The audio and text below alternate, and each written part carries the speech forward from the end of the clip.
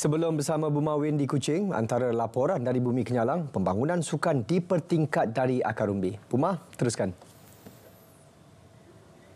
Baik Sahi, terima kasih. Usaha untuk meningkatkan pembangunan sukan di peringkat akar umbi perlu diperhebat. Menteri Belia Sukan dan Pembangunan Usahawan Datuk Seri Abdul Karim Rahman Hamzah mahu pihak pengurusan persatuan atau kelab sukan lebih efektif dan profesional. Langkah ini berupaya memastikan misi merancangkan pembangunan sukan di negeri ini kekal berada pada landasan yang tepat, sekaligus menjadikan Sarawak sebagai kuasa sukan di negara ini. Beliau berucap pada majlis penutupan kursus pentadbiran sukan SSC IOC OS OCM 2004 di Kuching. Sementara itu, Datuk Seri Abdul Karim berkata penganjuran program sedemikian dapat memberi pengetahuan kepada pemimpin kelab mahupun persatuan sukan tentang tata cara lebih profesional dalam menguruskan badan induk yang dinaungi. Kursus 3 hari yang bermula pada Khamis lalu, anjuran bersama Kementerian Belia Sukan dan Pembangunan Usahawan Sarawak dengan kerjasama Majlis Olimpik Malaysia MOM. Seramai 42 orang peserta terlibat dalam kursus kali ini mewakili kelab dan persatuan sukan. Kerajaan Sarawak berharap lebih banyak badan korporat, institusi swasta dan individu tampil untuk membantu dan mengambil berat terhadap golongan yang memerlukan. Menteri Pembangunan Wanita, Kanak-kanak dan Kesejahteraan Komuniti Datuk Seri Fatimah Abdullah mengambil contoh usaha murni sebuah pusat beli belah di Kuching yang menyalurkan sumbangan berjumlah RM10,000 kepada Rumah Kanak-kanak Toh Puan Hajah Nokia Kuching bersempena perayaan Hari Raya Aidilfitri akan datang. Beliau menambah dengan adanya sumbangan sedemikian ia boleh membantu dalam perkhidmatan yang ditawarkan oleh rumah kanak-kanak berkenaan. Ini termasuk program pendidikan, sokongan penjagaan kesihatan dan aktiviti rekreasi. Rumah kanak-kanak Toh Puan Hajah Nokia mula beroperasi pada 2007, ketika ini mempunyai 71 orang penghuni. Ia merupakan antara 8 buah rumah kanak-kanak berdaftar di Sarawak. Datuk Seri Fatimah menyatakan demikian pada majlis pelancaran Hari Raya Plaza Merdeka di Kuching. Masyarakat di Sarawak diseru untuk tidak tergesa-gesa menukar tong gas kuning mereka kepada tong gas Petroleum Sarawak Berhad Petros berwarna merah bagi mengelakkan situasi kekurangan tong gas merah di pasaran. Menurut Naib Presiden Pengupayaan Sumber Manusia dan Perhubungan Petros, Ismail Said, pihaknya telah menyediakan tong gas yang mencukupi untuk seluruh Sarawak. Misal kata tong kuning, masih ada isi sibuhlah kita bergaut ke kedai.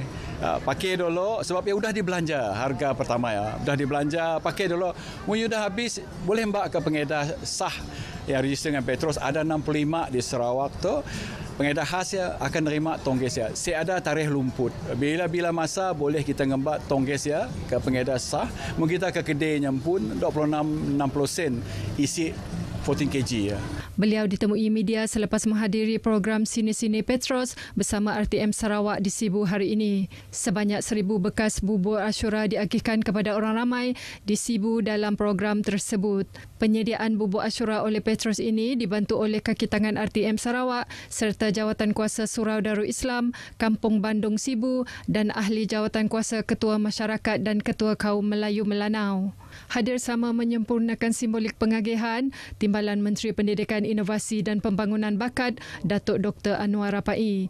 Ismail Said turut menyerahkan 2 tong gas Petros untuk kegunaan Jawatan Kuasa Surau tersebut dalam menjalankan aktiviti-aktiviti mereka. Pengagihan bubur Ashura ini dilaksanakan di hadapan Surau Darul Islam dan di hadapan Dataran Tun Tuanku Bujang Sibu.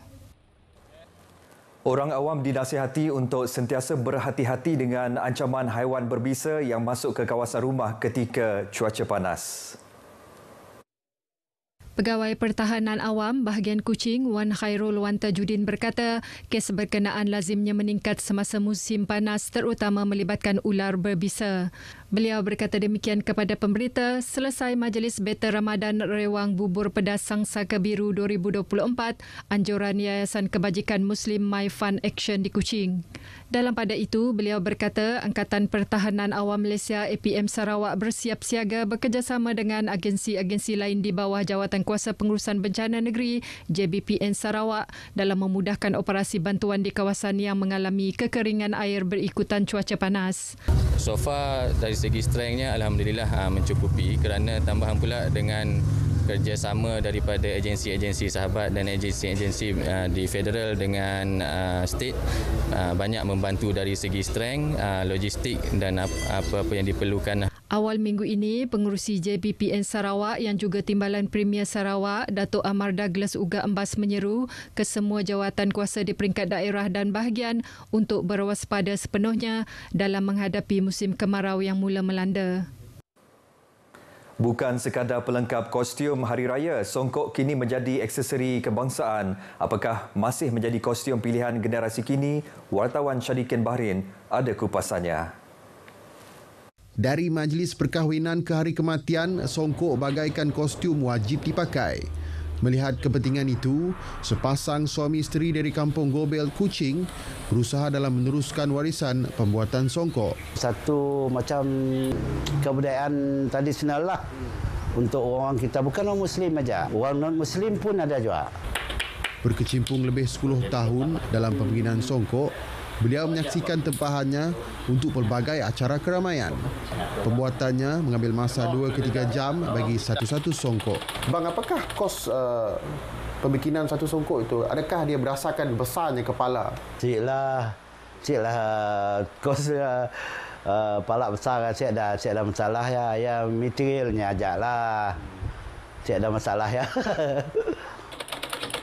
Beliau biasanya menjual 2 jenis songkok, iaitu songkok tinggi dan songkok rata.